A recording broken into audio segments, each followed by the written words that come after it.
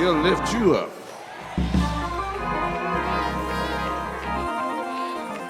And the higher you lift him,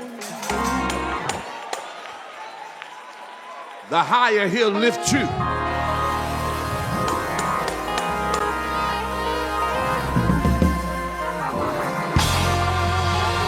Oh, Lord.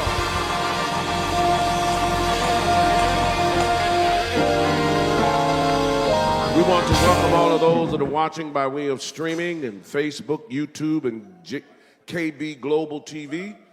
We're so happy that you choose to join us every Sunday. Let's give God praise for our cyber sanctuary. Let's fix this. Amen. Let's pray. Father, it is the entrance of thy word that bringeth light and life. And we pray that the glorious light of the gospel of Jesus Christ would shine bright as always. May the people be blessed by thee and never impressed by me. Cause through the revelation of thy word these thy people to see you more clearly, to love you more dearly, and to follow you more nearly. And now, Lord, let the words of my mouth, the meditation of my heart, be acceptable in thy sight. O Lord, my strength and my redeemer. And every glad heart said amen. Grab your Bibles, if you will. Turn with me to Jeremiah, the 23rd chapter. Jeremiah 23, there we go. There we go. Jeremiah 23, 21, and 22. Thank you, Jesus.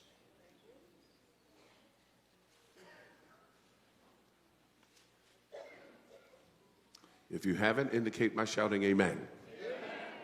Those of you that are watching, please grab your Bibles and join with us. I would ask that you take time to read this entire chapter as we're going to move around in it. Jeremiah 23, 21 through 22 states, I have not sent these prophets, yet they ran. I have not spoken to them, yet they prophesied. But if they had stood in my counsel and had caused my people to have turned from their evil way and from their evil doings. So far, the text. This is, I guess, the need, our subject would be the need to hear from God, part 2. The need to hear from God, part 2. You may be seated in the presence of the Lord.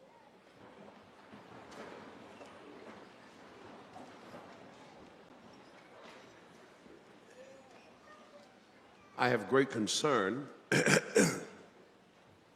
I have great concern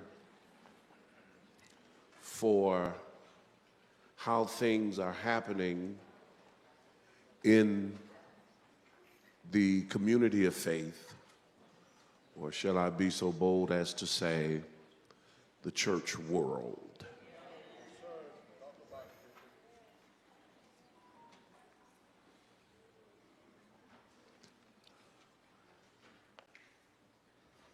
I have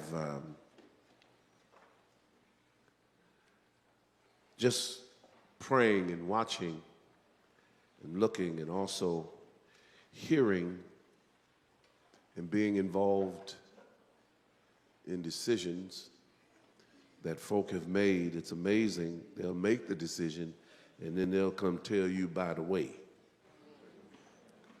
And I'm not just talking about members, I'm speaking of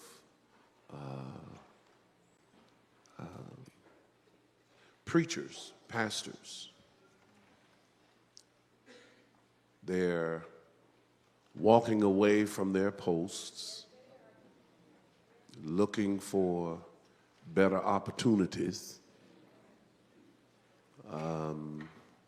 And the church world has become so commercial. It is almost as if we open up churches like franchising a McDonald's. We have certain systems, certain steps, certain things that will guarantee a successful church plant. And we've missed the first step.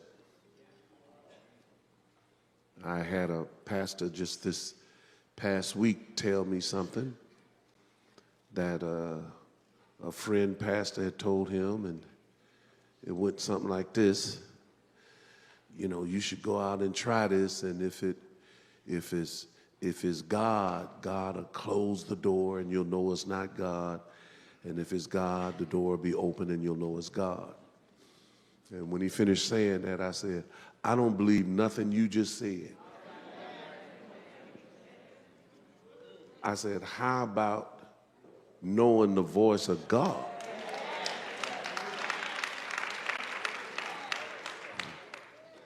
I'm ready to preach now.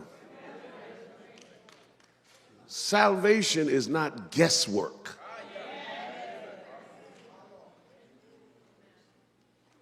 God is sure. God is firm. He's foundational. He's stable. And he's the same yesterday, today, and forever. So this text opens up with a warning. Jeremiah says, woe be unto the pastors that destroy and scatter the sheep of my pasture, saith the Lord. It's trouble. These are not pawns on a stage, on a board. These are God's people. And God is particular about his people. His people clown, they cut up, they do a whole lot of things, but they're his. And if you don't believe me, ask Moses. Moses ended up missing the promised land because he didn't sanctify God in the eyes of the people. And he let the spirit that was in the people run in him. We are in a very tumultuous day because most of us move by our emotions. We move by what we feel in that moment. And that's a dangerous place to live. And when you are, and I don't mean to talk about anybody, I'm just trying to get you on a firm foundation. When you are frivolous, when you are maneuvered or manipulated by what you feel, you become an open prey. Because when you understand the Word of God, and when you allow the Word of God to settle in your hearts, settle in your spirit, when you become familiar with the Word of God and how God speaks, then you cannot be deceived. You're not easily taken.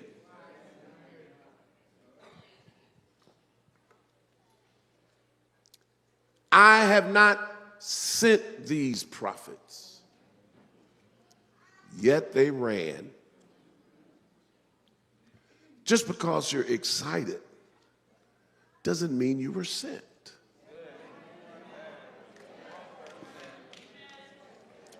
just because you have a good idea doesn't mean you were sent. You should have shouted when Dante was going at it.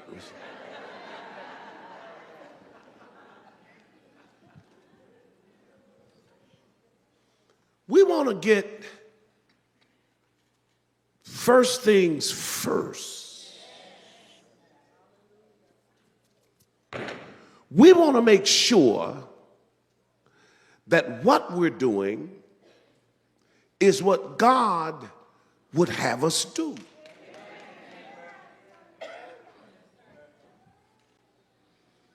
Yesterday I was here and I talked to my wife and she said, "What you doing?" I said, "Well, I'm just waiting on the Lord to give me something to preach." And she said, "Well, he will do that." I said, "Yeah, but I can't do nothing until he tell me." That's a mindset and that's a principle, because there are things that come into our minds, that come into our spirits that may be good but may not be God.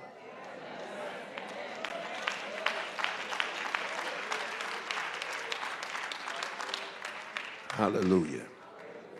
And what we want to have,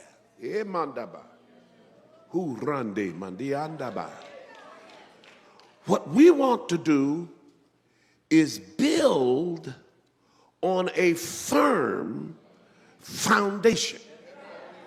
And in order to do that, you have to remove everything that's not like God.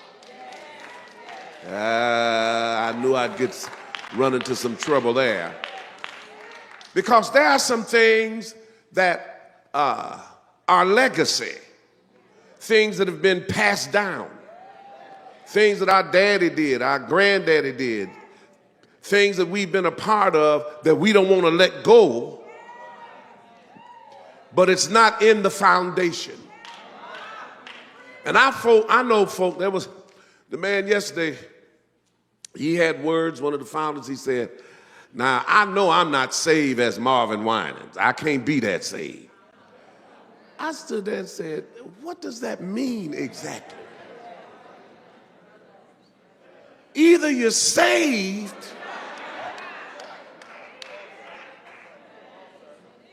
this is not a competition. What I say unto one, I say unto all. Look at your neighbor and say, "You got to be holy. You got to be holy."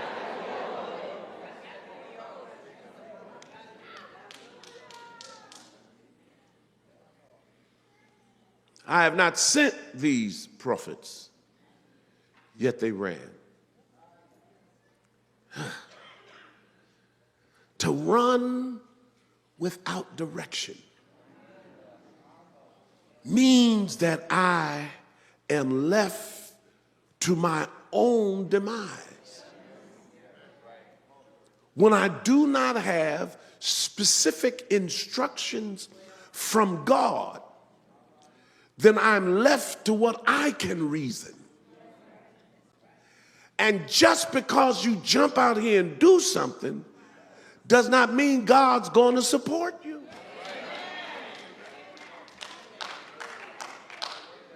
He doesn't support you because you're a nice guy.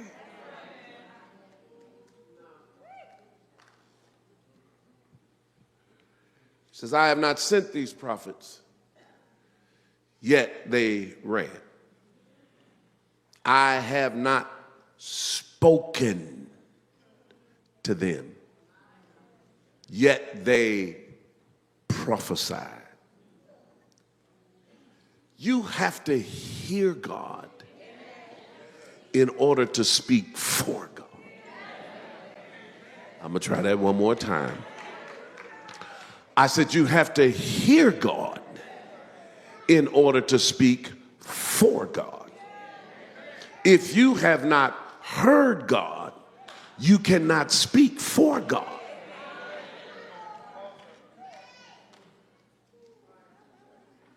We have a lot of that going on. We have a lot of people just saying stuff.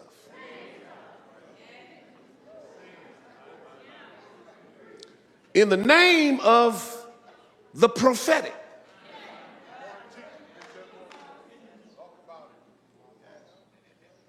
All right.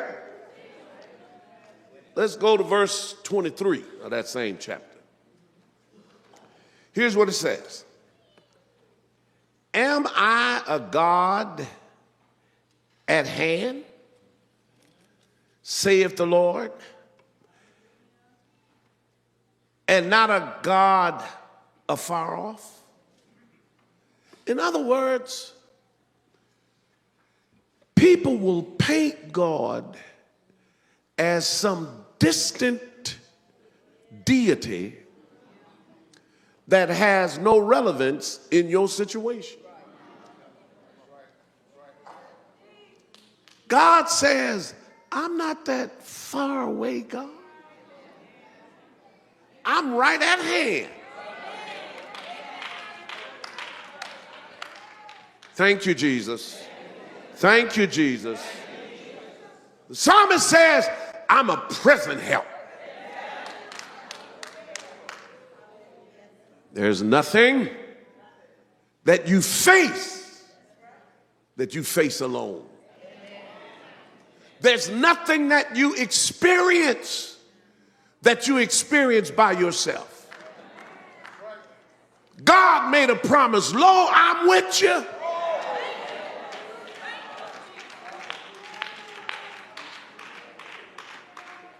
To show the connectivity that God has to his people, that Jesus sees his church as one with him, not two separate entities. Hallelujah. That's the reason when he corrected Paul, Paul said, Lord, who are you? He said, I'm Jesus, whom you persecute. Because when you persecute the church, you persecute me, because that's my church. I gave my life for my church. I made a promise to my church. I feel like preaching here. We have folk in church that are anti-church. And you want to prophesy. You don't even go to church and you want to prophesy. You want to manifest. And I don't know why you listen to people. That's the reason I'm teaching like I'm teaching. God is not far off. He's never left. Well, that was a shout right there, but the most difficult day of your life, he never left. The most trying time of your existence, he never left.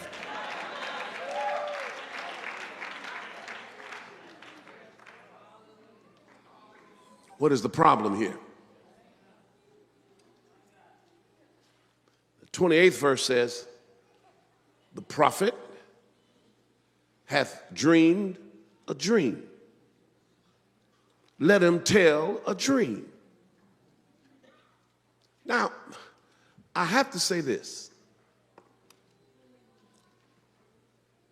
God never leaves what he has created. Stay with me.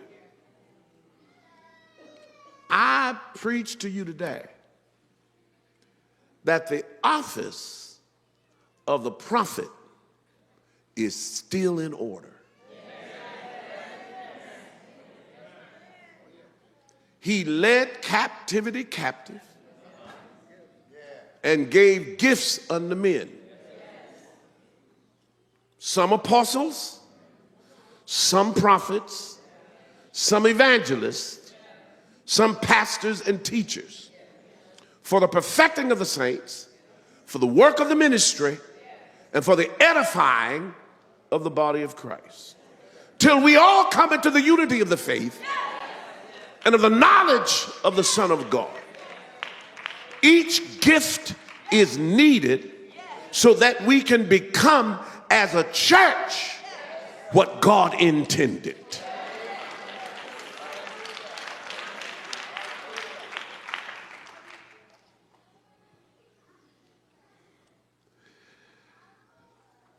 We have gifts that are more flamboyant than others,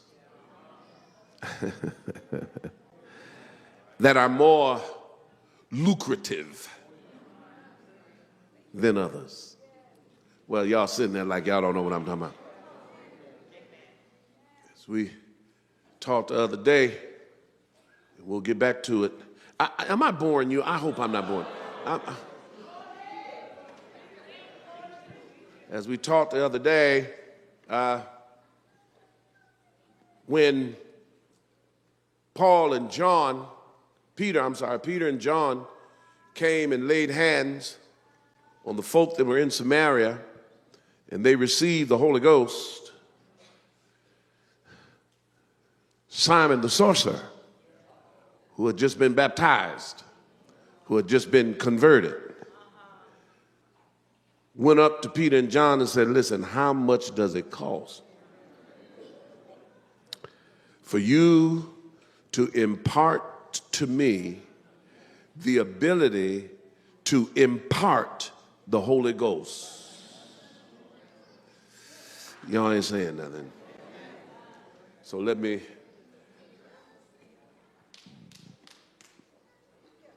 signs, wonders, and miracles had been performed in Samaria. The whole city, the Bible says, was converted and turned upside down. But it also makes a note. But the Holy Ghost had not fallen on any of them. They had been baptized in water, but the Holy Ghost had not fallen. So Peter and John left Jerusalem, came to Samaria for the sole purpose of that city and those converts being filled with the Holy Ghost. So let me say this. I don't know what camera I'm on, but if you don't have the Holy Ghost, you're not saved. Now, y'all can say whatever you want and be mad at me all day long. But the Bible says, if any man have not, y'all ain't talking back to me. If any man have not the Spirit of Christ, he's none of his. The Holy Ghost. I said the Holy Ghost. Not a feeling, the Holy Ghost. Not the hair standing up on the back of your neck, but when he, the Spirit of truth,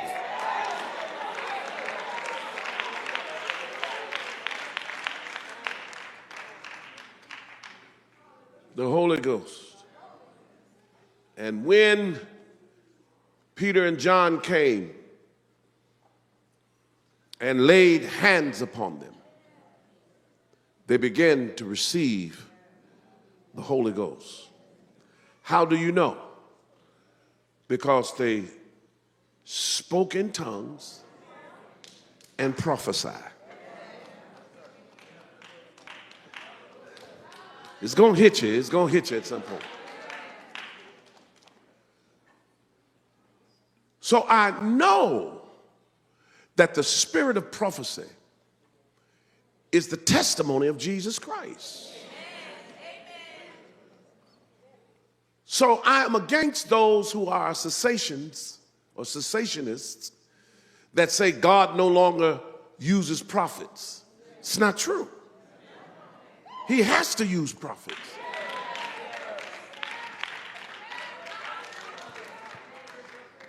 That's how he established the church.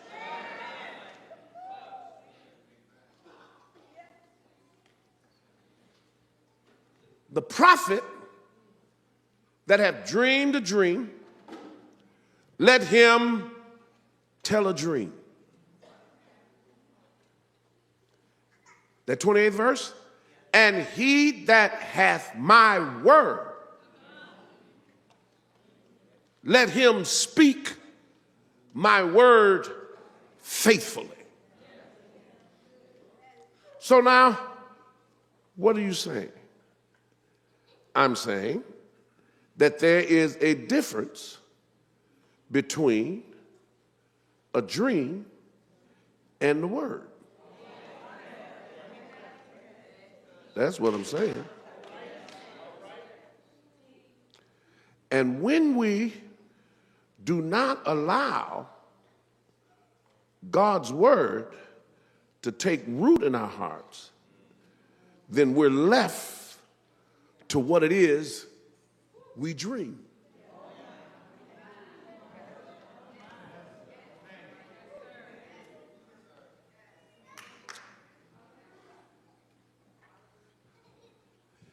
God, I didn't know it would go this bad.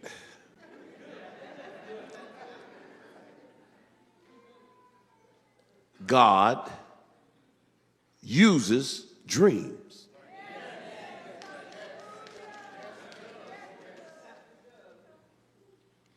God can speak and give direction through a dream.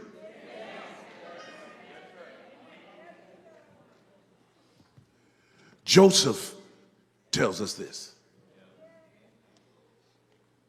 But there was a word that accompanied the dream.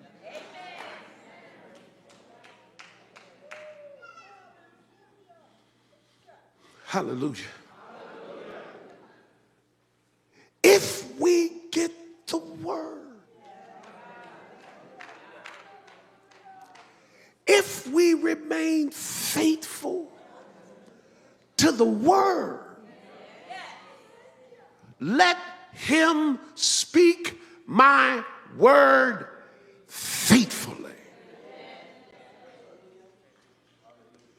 And then he says, what is the chaff to the wheat? I'm moving on. There is no comparison between the chaff and the wheat. The chaff is worthless. You don't make bread out of chaff.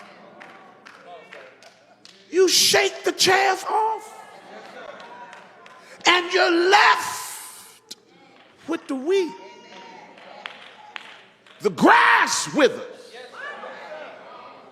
the flower thereof fadeth, but the word of God abides forever. We're getting carried away with chaff.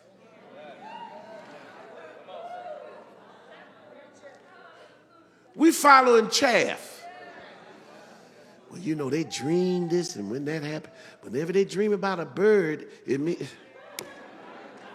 Why don't we get a word?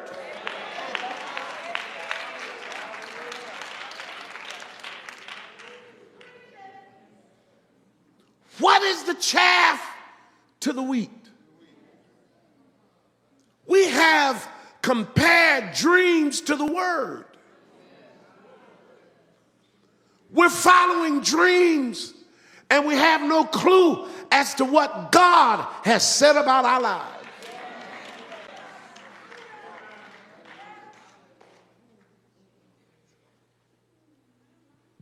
This is how we're deceived. Verse 31 says, behold, I am against the prophet, saith the Lord, watch this, that use their tongues and say, he saith it.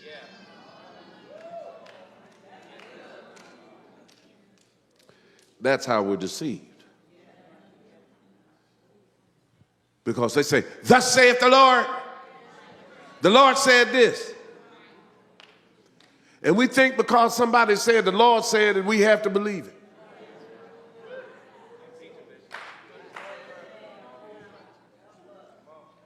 There should be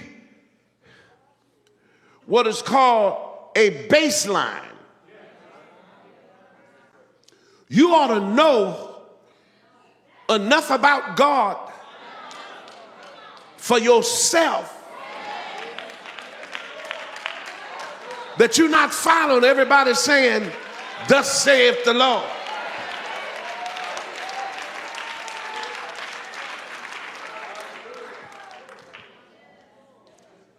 Hallelujah. I wouldn't be your pastor, I'm telling you, because they had me all over the country. Different states, the Lord said, go here. I said, the Lord didn't tell me that. They got mad at me, but it was okay.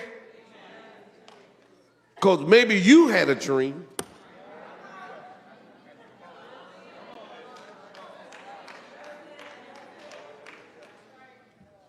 But I have a baseline. I understand what God is saying to me. Now, let me close this because I can stay here for another hour.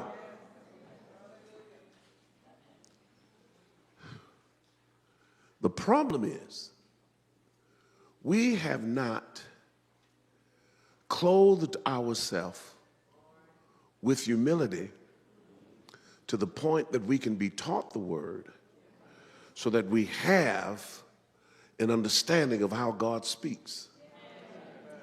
You remember when we preached the message, the need to hear from God, it dealt with Samuel. And the voice that Samuel heard was God, but it sounded like Eli.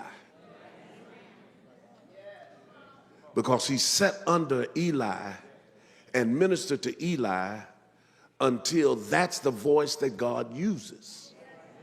And we have people that are following people based on how they feel right now, but they cannot give you a definitive word that this is what God said.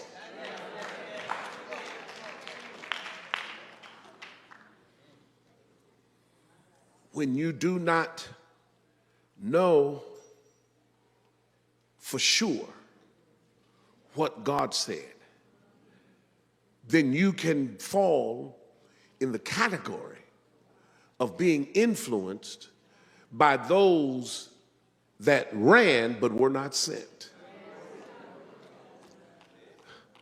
that spoke but God had not talked to them. They prophesied, but it was really predicated on their own dream. Do you know that people have dreams for your life? There's certain things people want you to do, and they'll use their godly influence to have you do it instead of saying, what does God say?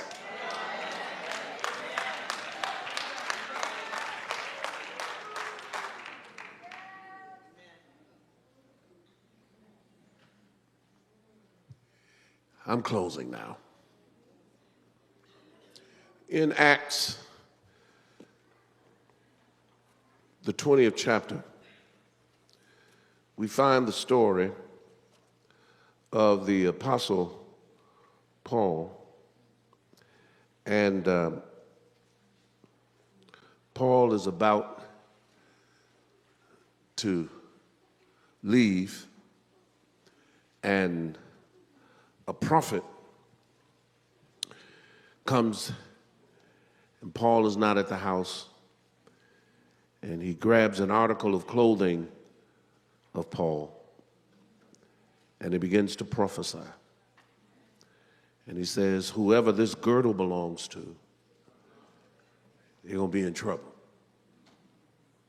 They go to Jerusalem. They're going to be bound. They're going to be beaten. They're going to go to jail. And the folk that were in the house says, well, this belongs to the Apostle Paul. And when Paul came home, they told him of the prophecy. Hallelujah. And Philip and his daughters and all of those that were in the house were crying because they loved Paul. They didn't want to see anything bad happen to Paul. And Paul looked at this display of emotionalism and display of love, and he said to them, y'all breaking my heart. You're breaking my heart because I got to go through what I got to go through.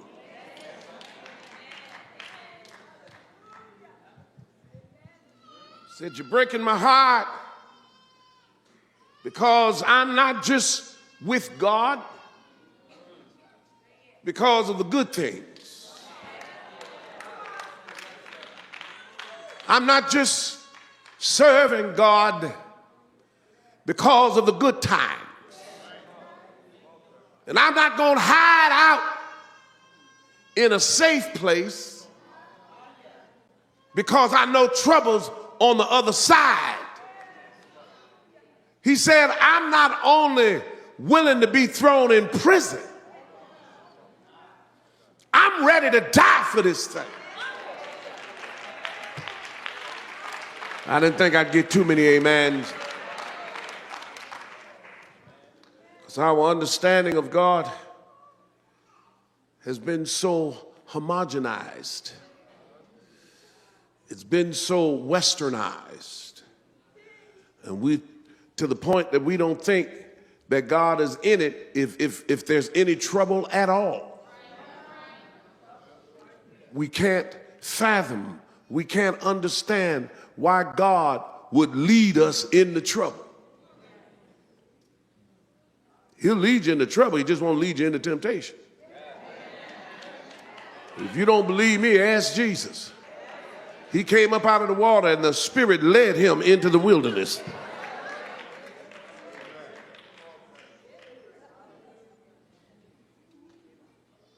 I don't want us to think that moving to the next level in God means that we'll be in a place where there is no opposition. That's just not true. As we move forward, the enemy is going to heighten his attack. The obstacles may come often and swift. But when you have a word from the Lord,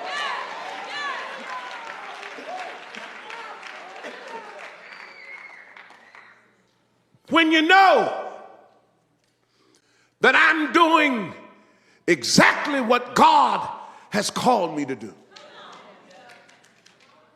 I can stand in the midst of the trouble and find peace.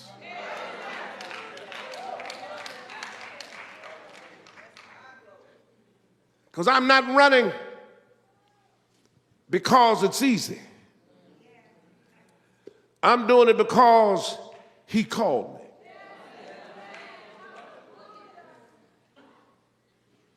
The Apostle Peter writes in his epistle, he says, and we have a sure word of prophecy. What God has told us is true. It's accurate. It's on point. That's the reason when he looked at his disciples in John the 16th chapter, he said, in the world ye shall have tribulation. But in me, you're going to have peace. What he's saying is, and I'm finished, your peace is not disturbed by the tribulation. Because the word is greater than whatever you face.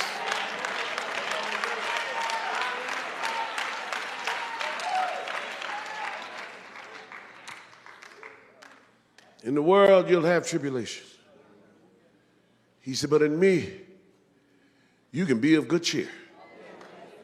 You can get happy. You can get hilarious. You can just crack up.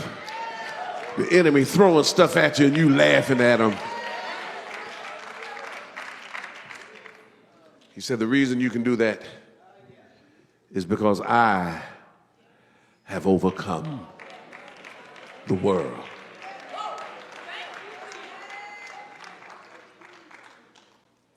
His word is sure. I want us as a church to be strong in faith, to understand that I'm for everything the Bible says is ours. But I want us to get a word before we give a word. I want us to hear from God. Let's stand and give God praise. Lift those hands. Lift those hearts. Let faith be lifted. Father, it is in your word to heal your people. So I speak healing. Hallelujah. I speak healing, physical healing. I speak mental healing, financial healing, relational healing. Heal marriages in the name of in the name of the Lord Jesus. Heal churches, heal ministries, heal our hearts now in the name of Jesus. You said you would do it. We're standing on your word. You said you would save our children.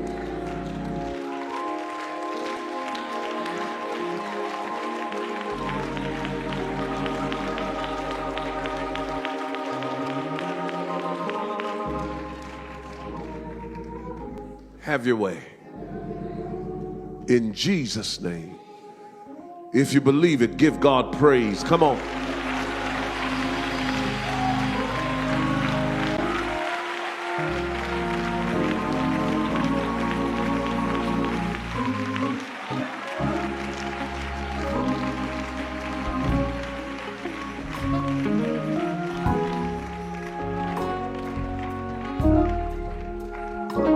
If there's someone here today that says, Pastor Winans, I want to be saved. I want to stand on the surety of God's word. Then I want you to come now. People, if you praise God, they will come. Anyone today?